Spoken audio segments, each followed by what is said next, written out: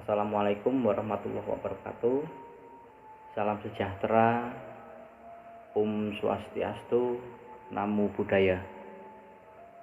Semoga kita semua selalu diberikan kemuliaan, kesehatan, keselamatan, dan semoga kelak di yaumul qiyamah kita semua dijadikan umat yang mukmin.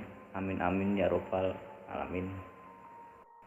Dalam Linaku Kejawen itu ada dua hal yang tidak bisa dilepaskan.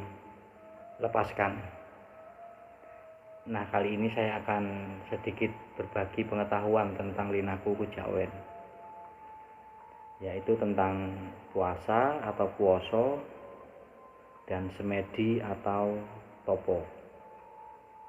Saya bahas yang pertama, yaitu tentang puasa. Mengapa puasa itu selalu dipersyaratkan dalam mengamalkan suatu ilmu? Padahal rata-rata puasa inilah yang kebanyakan orang itu tidak mau. Dan puasa itu sebenarnya bukan sekedar tentang kesabaran ataupun tentang menahan hawa nafsu. Puasa adalah suatu sarana untuk menggembleng raga serta membersihkan jiwa. Pada jiwa yang suci, maka keberkahan ilmu spiritual akan lebih merasuk. Itulah mengapa puasa selalu dijadikan syarat untuk mempelajari ilmu atau ajian. Paling tidak ada beberapa jenis puasa yang paling banyak dikenal untuk menggembleng jiwa dan raga. Yang pertama adalah puasa mutih. Artinya hanya boleh makan nasi dan air putih saja. Tidak boleh diberikan bumbu apapun termasuk gula dan garam. Biasanya si pengamal disarankan untuk mandi dan keramas dulu sebelum memulai puasa ini, dengan tujuan untuk membersihkan diri, seperti itu. Dan yang kedua adalah puasa ngeroh. Bila berpuasa ngeroh, maka hanya diperbolehkan makan sayur atau buah saja. Tidak boleh makan daging, ikan, telur, dan lain sebagainya. Yang ketiga yaitu puasa ngebleng. Puasa ini dimaksudkan untuk menghentikan segala aktivitas sehari-hari. Jadi tidak boleh makan, minum, keluar rumah, ataupun berhubungan seksual. Waktu tidur hanya diizinkan sebentar, paling lama 3 jam. Misalkan ingin keluar kamar, maka hanya diizinkan untuk ke kamar mandi saja.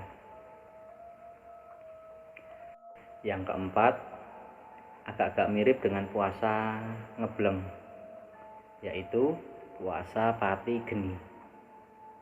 Dalam tirakat ini, selain tidak boleh makan, minum, keluar kamar, dan tidak boleh tidur, dan juga tidak boleh menyalakan penerangan lampu apapun. Tidak boleh menyalakan penerangan apapun, seperti itu. Yang kelima, puasa ngelowong. Artinya dilarang makan dan minum dalam kurun waktu tertentu saja. Tidur boleh sebentar dan masih boleh keluar rumah. Yang keenam, puasa ngerowot. Ngerowot adalah puasa dari subuh sampai maghrib, yang ketika subuhnya hanya makan satu jenis buah. Boleh lebih dari satu asal dari buah yang sama. Seumpamanya makan apel, hanya boleh makan apel, tapi itu hanya apel saja. Terserah mau makan apel berapa, 1, 2, 3, nggak apa-apa, nggak masalah. Seperti itu. Yang ketujuh adalah puasa nganyep.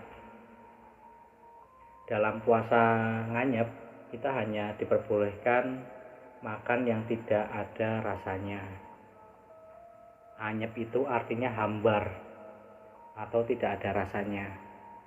Mirip dengan puasa mutih, tapi bedanya kita boleh makan selain nasi, asalkan tidak ada rasa atau diberi bumbu seperti itu. Dan yang kedelapan, puasa ngidang. Ngidang itu artinya kijang. Bila kita ingin berpuasa ngidang, maka hanya diizinkan makan dedaunan mentah saja, serta minum air putih saja. Selain daripada itu, tidak boleh. Seperti itu. Yang kesembilan, puasa ngepel. Dalam sehari kalau kita berpuasa ngepel, maka hanya boleh makan nasi sekepel saja. Dan yang terakhir, yang ke-10 adalah puasa ngasrep. Dalam puasa ini hanya diperbolehkan makan dan minum tanpa rasa. Mirip dengan puasa nganyep. Bedanya kalau puasa ngasrep hanya boleh minum 3 kali sehari. Oke, sekian sedikit penjelasan dari saya. Untuk part selanjutnya saya bahas tentang semedi atau topo. Niat dan tujuan saya tetaplah sama, saling berbagi agar kita semua dapat belajar. Dan prinsip belajar tetaplah sama, tetaplah terbuka namun kritis. Dan apapun yang saya katakan, janganlah langsung diterima, namun dikritisi. Pahamilah dengan bijak, dan semoga menjadikan wawasan tersendiri bagi Anda.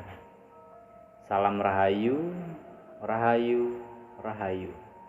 Assalamualaikum warahmatullahi wabarakatuh.